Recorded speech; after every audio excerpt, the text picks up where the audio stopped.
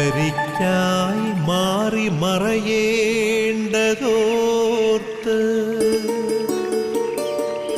ചന്ദ്രനക്ഷത്രാദികൾ വിതുമ്പുമ്പോൾ മാറ്റമില്ലാതെങ്ങും വിരാജിക്കും ദൈവമേ, അങ്ങയെ വാഴ്ത്തുന്നു ഞങ്ങൾ. ഉദിച്ചെങ്ങും പ്രഭതൂകും പാരിലെ സൂര്യരശ്മിയേക്കാൾ പ്രശോഭിച്ചെന്നും പ്രസാദമേകുന്ന ദൈവമേ, അങ്ങേ മഹിമാവെത്ര മനോജ്ഞം. ഈശോയിൽ സ്നേഹമുള്ളവരെ, നിങ്ങളെല്ലാവരെയും സന്തോഷത്തോടും ഈശോനാമത്തിലും പ്രഭാത വിരുന്നിലേക്ക് സ്വാഗതം ചെയ്യുകയാണ്. എല്ലാവർക്കും നല്ല ഒരു ദിവസം ആശംസിക്കുകയാണ്. കർത്താവിൻ്റെ വചനം കേട്ട് നമ്മൾ ഇന്ന് ഈ ദിവസം ആരംഭിക്കുമ്പോൾ ഏറ്റവും ശുഭകരമായി തീരാൻ ഈശോ നമ്മളെ ഒരുക്കട്ടെ. പ്രത്യേകിച്ച് പ്രഭാത വിരുന്നിൻ്റെ സ്വർഗീയ മധ്യസ്ഥയായ പരിശുദ്ധ അമ്മയുടെ ശക്തമായ സഹായവും മാധ്യസ്ഥവും നമ്മുടെ കുടുംബത്തിൻ്റെ മേലെ ഇന്നത്തെ ദിവസം സമൃദ്ധമായി ഉണ്ടാകട്ടെ എന്ന് പ്രത്യേകം പ്രാർത്ഥിക്കാം. അമ്മയുടെ സഹായം യാചിച്ചുകൊണ്ട് നമുക്കെല്ലാവർക്കും ഒന്ന് ചേർന്ന് ഏറ്റുചൊല്ലാം. നന്മ നിറഞ്ഞ മറിയമേ സ്വസ്തി, കർത്താവ് അങ്ങയോടുകൂടെ സ്ത്രീകളിൽ അങ്ങ് അനുഗ്രഹിക്കപ്പെട്ടവളാവുന്നു. അങ്ങയുടെ ദുരിതത്തിന് ഫലമായി ഈശോ അനുഗ്രഹിക്കപ്പെട്ടവനാവുന്നു. പരിശുദ്ധ മറിയമേ തമ്പുരാൻ്റെ അമ്മേ, പാപികളായ ഞങ്ങൾക്ക് വേണ്ടി ഇപ്പോഴും ഞങ്ങളുടെ മരണസമയത്തും തമ്പുരാനോട് അപേക്ഷിച്ചു കൊള്ളണമേ. ആമേൻ. പ്രിയമുള്ളവരെ, നമ്മൾ വചനം കേൾക്കുന്നതിന് മുമ്പ് ഒന്ന് പരിശുദ്ധാത്മാവിൻ്റെ ബലപ്പെടലിന് വേണ്ടി പ്രാർത്ഥിക്കാം. കാരണം കൂടുതൽ വചനത്തിൽ ഒരുങ്ങാനും വചനത്തിൽ ജീവിക്കാനും പരിശുദ്ധാത്മാവ് നമ്മളെ സഹായിക്കുന്നുണ്ട്. പ്രത്യേകിച്ചും അച്ഛനിങ്ങനെയൊക്കെ വചനം പറയാനായിട്ട് ഒരുങ്ങുമ്പോഴേക്കും നമുക്ക് കൂടുതൽ അതിൻ്റെ ഒരു പ്രകാശമൊക്കെ കിട്ടുന്നത് പരിശുദ്ധാത്മാവിലൂടെയാണ്. കൂടുതൽ ആഴത്തിലൊക്കെ പറയാനായിട്ട് സഹായിക്കുന്നത്. അപ്പോൾ ഈ പരിശുദ്ധാത്മാവിൻ്റെ സഹായം നമ്മളിലുണ്ടാകട്ടെ. രണ്ടാമത്തെ, നമുക്കൊരു നിയോഗം വെച്ച് പ്രാർത്ഥിക്കാം. പ്രത്യേകിച്ച് സഭയിൽ നിന്നൊക്കെ വിശ്വാസത്തിൽ നിന്നൊക്കെ അകന്ന് മാറി നിൽക്കുന്ന ആരെങ്കിലൊക്കെ ഉണ്ടെങ്കിൽ നമുക്ക് അവരെ പ്രത്യേകമായിട്ട് ഓർക്കാം. ഒരുപക്ഷെ ചെറിയ ചെറിയ കാര്യങ്ങളൊക്കെ ആയിരിക്കാം. അപ്പം അത് ഒരുപക്ഷെ ഒന്ന് മനസ്സ് വെച്ചാൽ തീരാവുന്ന കാര്യങ്ങളായിരിക്കാം. ഈശോയോട് ചേരാനും സഭയോട് ചേരാനും ഒക്കെ എല്ലാവർക്കും കഴിയട്ടെ എന്ന് പ്രാർത്ഥിച്ചുകൊണ്ട് നമുക്കൊന്ന് ചേർന്ന് വചനം കേൾക്കാം. തൂമഞ്ഞിൽ വിടരും പുഷ്പസുഗന്ധമെത്രയോ ഹൃദ്യം, പരിമളത്തിനുറവയാം നറുസൗരഭ്യമാകട്ടെ ഞങ്ങളുമീ മണ്ണിൽ.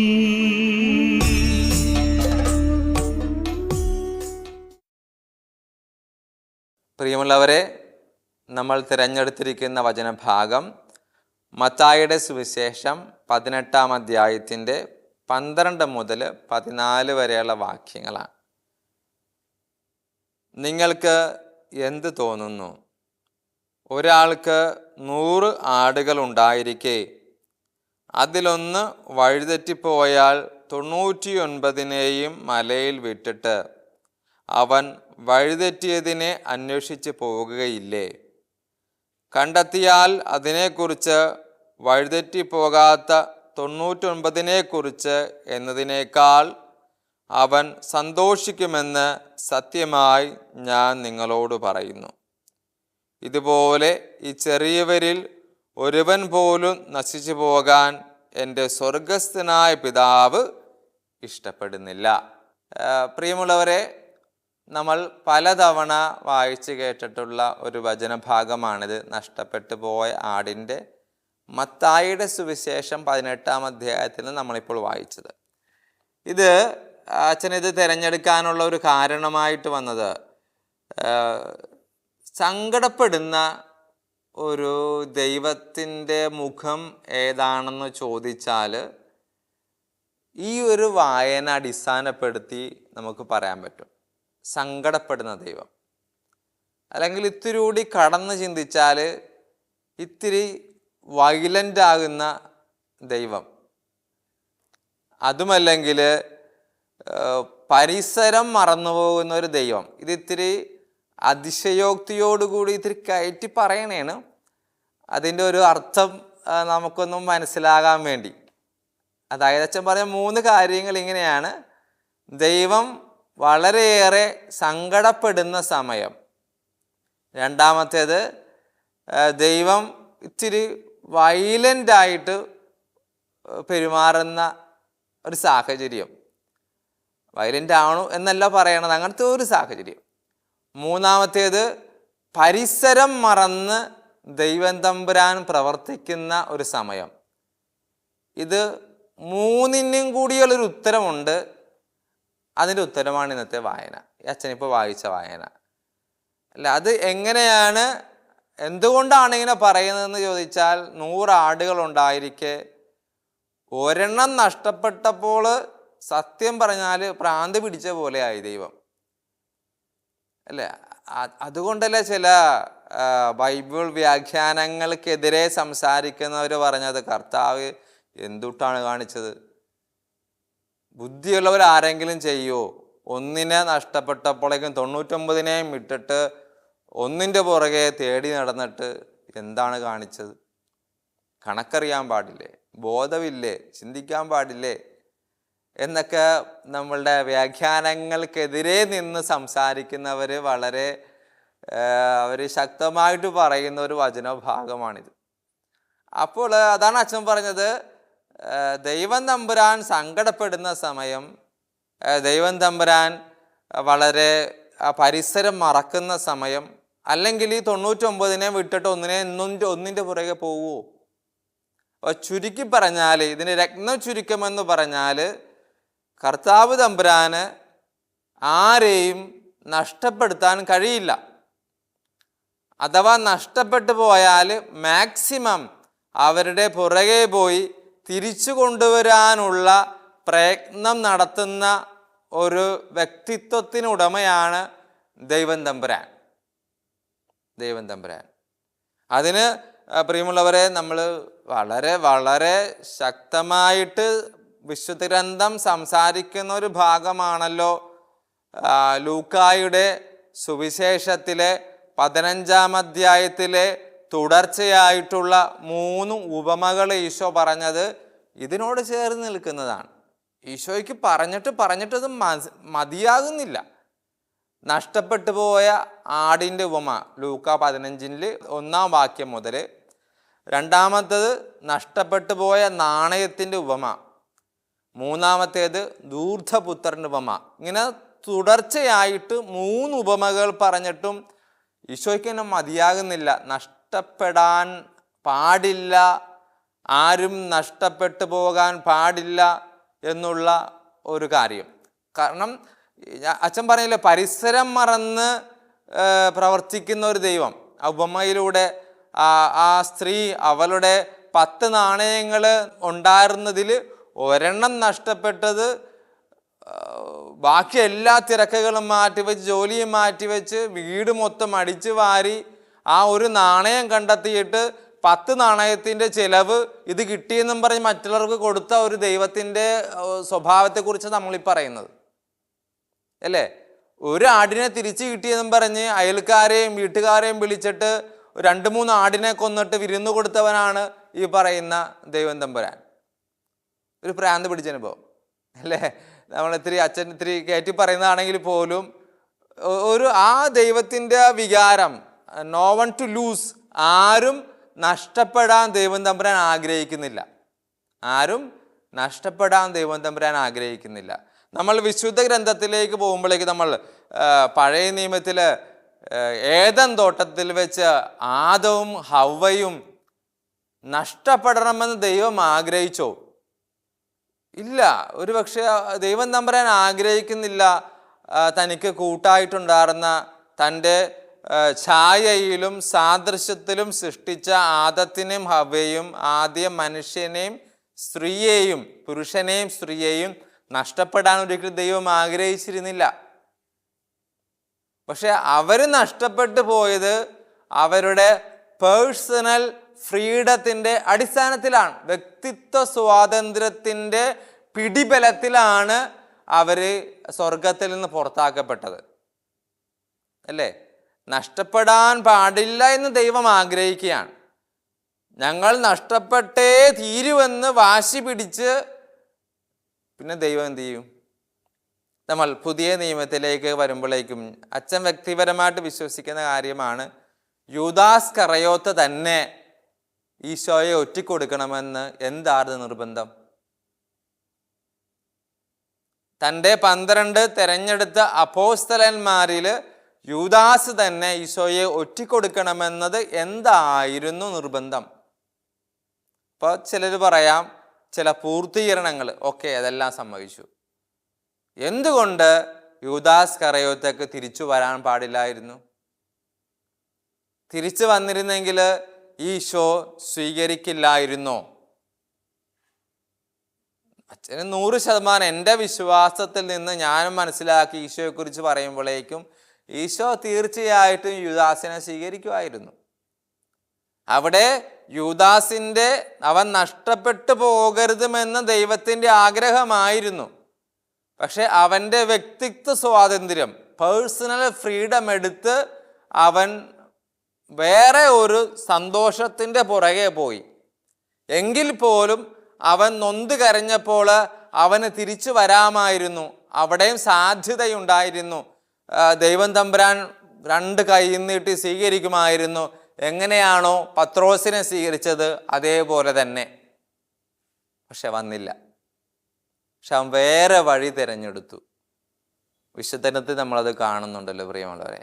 അപ്പോൾ എൻ്റെ പ്രിയമുള്ള സഹോദരങ്ങളെ, അച്ഛൻ പറഞ്ഞു വരുന്ന കാര്യം, ദൈവം തമ്പുരാൻ ഒരിക്കലും ആഗ്രഹിക്കാത്ത കാര്യമാണ് നമ്മൾ നഷ്ടപ്പെട്ടു പോകുന്നത്. പക്ഷേ ഈ കാലയളവിൽ നമ്മുടെ പുതിയ തലമുറയിലെ മക്കള് നമ്മളെല്ലാവരും വ്യക്തി സ്വാതന്ത്ര്യത്തിൽ കടിച്ചു തൂങ്ങിയിട്ട് ദൈവം നമുക്ക് നൽകിയിരിക്കുന്ന സ്വാതന്ത്ര്യത്തെ ഉപയോഗിച്ച് ദൈവത്തിൽ നിന്ന് മാറി വേറെ പാതയിലൂടെയൊക്കെ നടക്കുമ്പോഴേക്കും നമുക്ക് വരാൻ പോകുന്ന വീഴ്ചയെക്കുറിച്ച് നമ്മൾ മുൻകൂട്ടി കണ്ട് മനസ്സിലാക്കി ജീവിതത്തെ ഒരു ചട്ടക്കൂടിലൂടെ നമ്മൾ കൊണ്ടുപോയില്ലെങ്കിൽ there will be fall. അവിടെ വീഴ്ചയുണ്ടാവും. ആ വീഴ്ച വലുതായിരിക്കും. വളരെ വിശാലമായിട്ട് ദൈവം തമ്പുരാൻ ലൂക്കായുടെ സുവിശേഷത്തിലെ 15-ാം അധ്യായത്തിൻ്റെ അവസാന ഭാഗത്തിൽ പറയുന്നില്ലേ, ധൂർത്തപുത്രൻ അവൻ തിരിച്ചു വന്നപ്പോൾ എന്തെന്നില്ലാത്തൊരു ആഘോഷമല്ലേ. ആ പിതാവ് എല്ലാം മറന്നു കളഞ്ഞില്ലേ? ഇവൻ കൊണ്ടുപോയ പണം, ഇവൻ്റെ ധൂർത്ത്, ഇവൻ്റെ കൂട്ടുകാര്, ഇവൻ്റെ അഴിഞ്ഞാട്ടം, അതെല്ലാം പിതാവ് മറന്നില്ലേ? കൊഴുത്ത കാളക്കുട്ടിയെ കൊല്ലുന്നു, മോതിരം കൊടുക്കുന്നു, ചെരുപ്പ് കൊടുക്കുന്നു, വസ്ത്രം കൊടുക്കുന്നു, വലിയ വിരുന്ന് നടത്തുന്നു. തിരിച്ചു വരവ് വലിയൊരു ആഘോഷമാക്കിയ പിതാവായ ദൈവം അല്ലേ? അപ്പം അതുകൊണ്ട് എന്തുകൊണ്ട് ഇതേപോലെ യൂദാസ് കറയോത്തെയും ദൈവം തമ്പുരാൻ വന്നിരുന്നെങ്കിൽ സ്വീകരിക്കില്ലായിരുന്നോ? സ്വീകരിക്കുമായിരുന്നു, നഷ്ടപ്പെടില്ലായിരുന്നു. അപ്പോൾ പ്രിയമുള്ള സഹോദരങ്ങളെ, നമുക്ക് തിരിച്ചു വരാം കർത്താവിങ്കിലേക്ക്. നമ്മളാരും നഷ്ടപ്പെട്ടു പോകണമെന്ന് ദൈവം തമ്പുരാൻ ആഗ്രഹിക്കുന്നില്ല.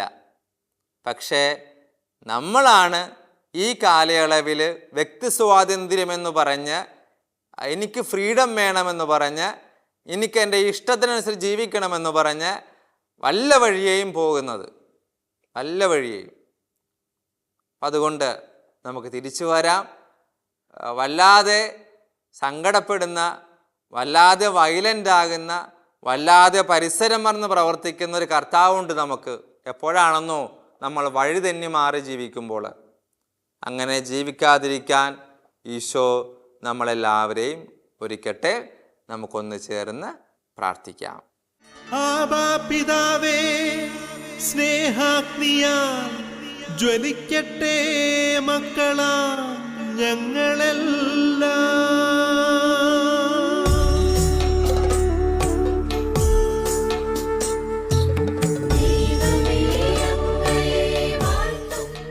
സർവശക്തനായ ദൈവമേ, വളരെ പ്രത്യേകമായിട്ട് ത്രിയേക ദൈവത്തിൻ്റെ സഹായവും ഇടപെടലും ഞങ്ങൾ വളരെ കാര്യമായിട്ട് ഇന്നത്തെ ഈ പ്രഭാത വിരുന്നിൽ അപേക്ഷിക്കുകയാണ്, യാചിക്കുകയാണ്.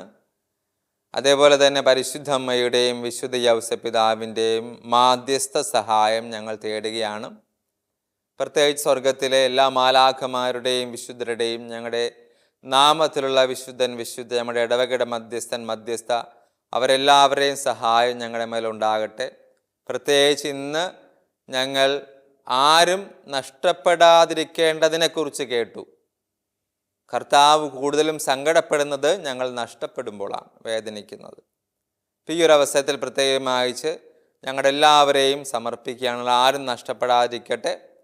പ്രത്യേകിച്ച് ഈ ഒരു കാലയളവിൽ ഞങ്ങളോട് മാധ്യസ്ഥം അപേക്ഷിച്ച് പ്രാർത്ഥിക്കണമെന്ന് പറഞ്ഞിട്ടുള്ള എല്ലാവരെയും സമർപ്പിച്ച് പ്രാർത്ഥിക്കുകയാണ്. രോഗാവസ്ഥയിൽ കഴിയുന്നവർ, പലവിധ തടസ്സങ്ങളിലൂടെ കടന്നു പോകുന്നവർ, സാമ്പത്തിക പ്രശ്നങ്ങളിലൂടെ കടന്നു പോകുന്നവർ, സൗന്ദര്യ പിണക്കങ്ങളിലൂടെ കടന്നു പോകുന്നവർ, ചില പൈശാചികമായ ബന്ധനങ്ങളിൽ തടവറയിൽ കഴിഞ്ഞു പോകുന്നവർ, അതുപോലെ തന്നെ ഇപ്പോൾ ഒരു പ്രത്യേകമായിട്ടൊരു യുദ്ധകാല അടിസ്ഥാനത്തിൽ അതിൻ്റെ കെടുതിയിലൂടെ കടന്നു പോകുന്നവർക്ക് സർവശക്തനായ ദൈവമേ അങ്ങയുടെ വലിയ കൃപയും സംരക്ഷണം അവർക്ക് എപ്പോഴും ഉണ്ടാകട്ടെ. പരിശുദ്ധാത്മാവിൻ്റെ സംരക്ഷണം, ഇടപെടൽ അവരുടെ ജീവിതത്തിൽ, അവരുടെ കുടുംബത്തിൽ, വ്യക്തിപര അനുഭവത്തിൽ അവർക്കെല്ലാവർക്കും അനുഭവപ്പെടാൻ കഴിയട്ടെ എന്ന് പ്രാർത്ഥിച്ചു. നമുക്കൊന്നു ചേർന്ന് ശക്തമായിട്ടൊന്ന് സ്തുതിക്കാം. കർത്താവിൻ്റെ വലിയ കൃപ അവരുടെ മേൽ അവർ ശക്തമായിട്ടുണ്ടാകാൻ വേണ്ടി കർത്താവേ ഹല്ലേലൂയ, ഹല്ലേലൂയ, ഹല്ലേലൂയ. കർത്താവിൻ്റെ വലിയ കൃപ അവരുടെ മേൽ സമർത്ഥമായിട്ടുണ്ടാകണമെന്ന്, കർത്താവിൻ്റെ കരസ്പർശം അവരെ മേൽ ഉണ്ടാകണമെന്ന് ശക്തമായിട്ട് പ്രാർത്ഥിക്കാം. കർത്താവേ ഹല്ലേലൂയ, ഹല്ലേലൂയ, ഹല്ലേലൂയ, ഹല്ലേലൂയ. ഈശോയുടെ വലിയ കൃപ അവരുടെ മേലുണ്ടാകട്ടെ. കർത്താവായ ക്രിസ്തു വഴി ഞങ്ങൾ സമർപ്പിക്കുന്ന പ്രാർത്ഥന അങ്ങ് കേട്ടുരളയണമേ. ആമേൻ.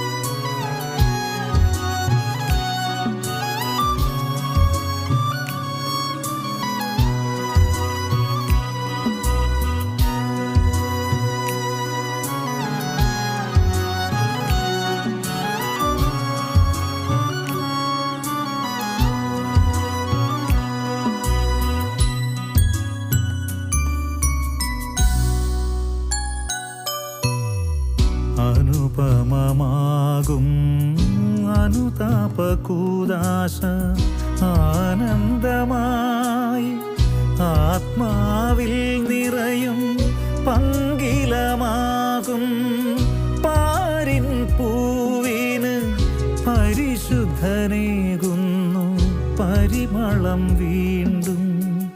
അനുപമമാകും അനുതാപകൂദാശ ആനന്ദമായി ആത്മാവിൽ നിറയും പങ്കിലമാകും പാരിൻ പൂവിന് പരിശുദ്ധനേകുന്നു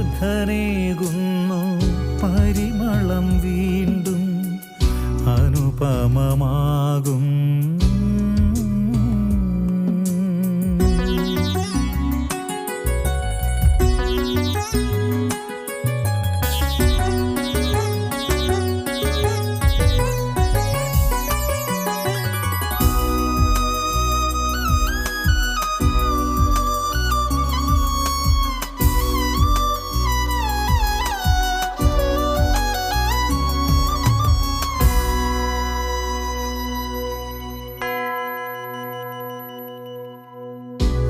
നിറമേതും പോയി ഞാൻ നിത്യത തേടി ഇടനെഞ്ചിൽ തേങ്ങലുമായി നിൽക്കേ. നിറമേതും പോയി ഞാൻ നിത്യത തേടി ഇടനെഞ്ചിൽ തേങ്ങലുമായി നിൽക്കേ. നിത്യപുരോഹിത ആശ്വാസതീരമായി തീർന്നിടുമീ കൂദാശയിൽ നീ ചേർക്കണേ നിന്ദയാവായ്പിലെന്നെ.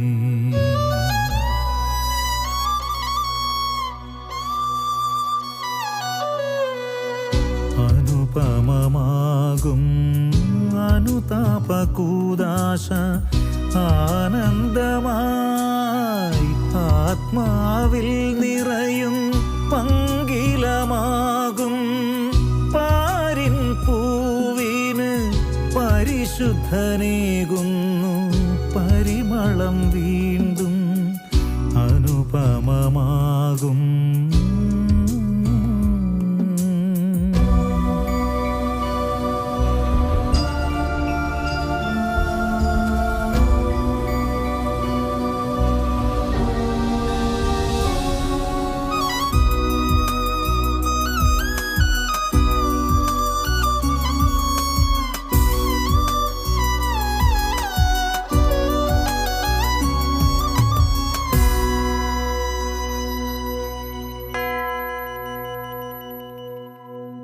പകലിൻ നടുവിലും പാതിരായിരുൾ പോൽ പാപങ്ങളും എന്നും ബരവും. പകലിൻ നടുവിലും പാതിരായിരുൾ പോൽ പാപങ്ങളും എന്നും ബരവും. സോദരരോടും നിന്നോടുമെന്നുമേ ചൊല്ലുന്നൊരു വേള ഇത് വീടണയുന്നൊരു സുഖമാണിത്.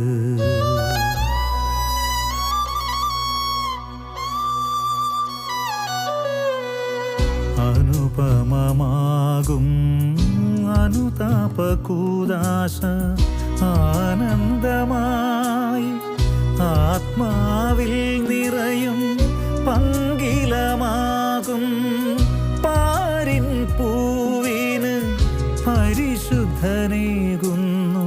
പരിമളം വീണ്ടും അനുപമമാകും അനുതാപകൂദാശ ആനന്ദമായി ആത്മാവിൽ നിറയും പങ്കിലമാകും പാരിൻ പൂവിന് പരിശുദ്ധനേകുന്നു പരിമളം വീണ്ടും അനുപമമാകും.